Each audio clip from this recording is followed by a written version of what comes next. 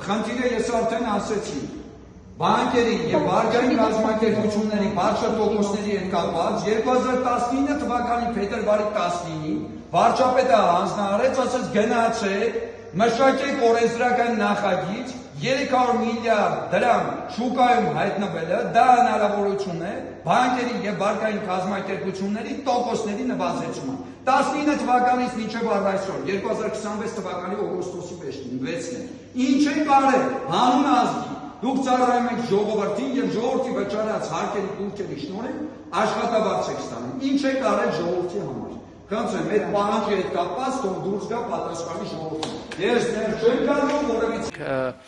բանկերների հետ նախորդ տարվա վերջին ունեցած հանդիպման ժամանակ պայմանավորվել էինք, որ նրանք օրենսդրական լուծումներ կառաջարկեն, թե ինչպես կարող ենք այս խնդիրը լուծել։ Ինչու է սա կարևոր